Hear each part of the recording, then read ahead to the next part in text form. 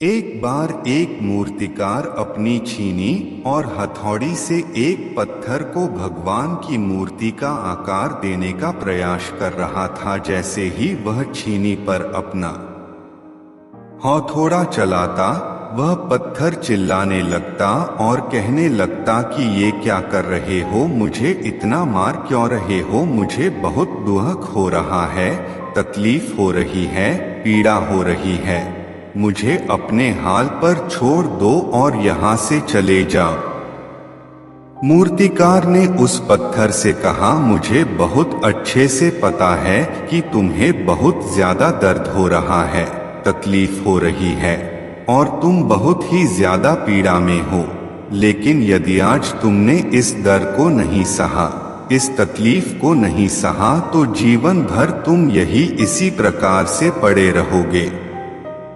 मुझे पता है कि तुम में आगे बढ़ने की अपार संभावना है, तुम एक बहुत अच्छे पत्थर हो, लेकिन यदि तुम इसी प्रकार से रहोगे तो कभी भी आगे नहीं बढ़ पाओगे। इतना कहकर मूर्तिकार औजार उठाए ही थे कि पत्थर फिर से चिल्लाने लगा, गिड़गिड़ाने लगा, विनती करने लगा कि मुझे अपने हाल पर छोड़ दो। मुझे पता है कि जीवन के लिए कौन सी चीज सही है और कौन सी चीज गलत है। मुझे बहुत ज्यादा दर्द हो रहा है, अब मैं इस तकलीफ को बहुत ज्यादा नहीं सह सकता। मैं जिस हाल में जो उस हाल में छोड़कर मुझे तुम यह से चले जाओ।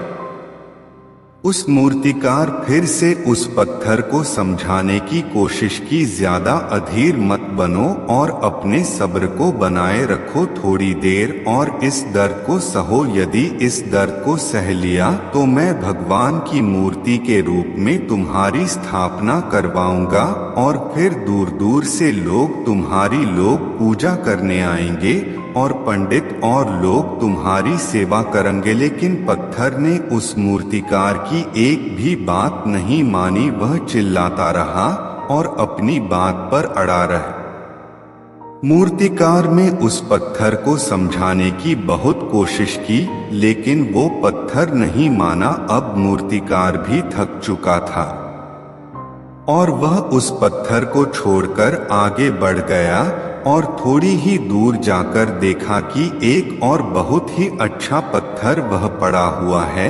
उसने छीनी और हथौड़ी उठाई और उस पत्थर को मूर्ति बनाने के लिए वो तैयार हो गया।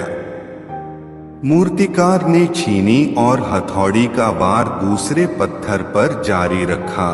दूसरे पत्थर को भी दर्द हुआ, तकलीफ उससे भी हुई, लेकिन उस पत्थर ने बर्दाश्त कर लिया और देखते ही देखते थोड़ी समय के बाद उस पत्थर ने भगवान की मूर्ति का रूप धारण कर लिया।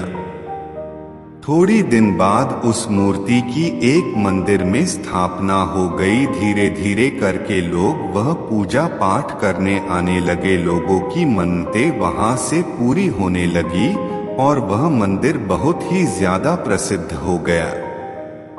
अब धीरे धीरे करके दूर दूर के गांव से लोग वहां पूजा पाठ करने आने लगे। फिर एक दिन और उससे पत्थर को उसी मंदिर में लाया गया और उसे एक कोने में रख दिया गया। अब लोग आते और उस पर नारियल फोड़ते। ये कोई और पत्थर नहीं बल्कि भी पत्थर था जिसने दर्द को नहीं सहा था।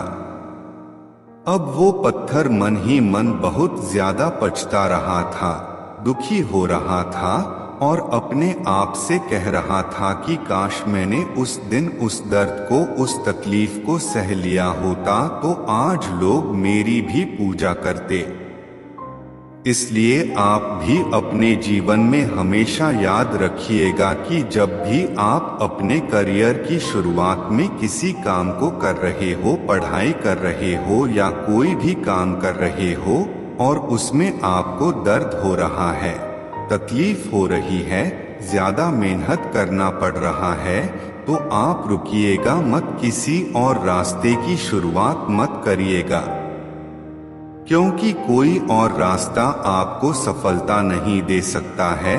आपको उस दर्द को, उस तकलीफ को सहना ही होगा और उस दर्द को, उस तकलीफ को सहकर आप ज्यादा मजबूत बनेंगे और तभी आप अपने जीवन में आगे बढ़ पाएंगे। और जीवन में हमेशा याद रखिएगा कि आपको पहले पत्थर की तरह नहीं बल्कि दूसरे पत्थर की तरह बनना है।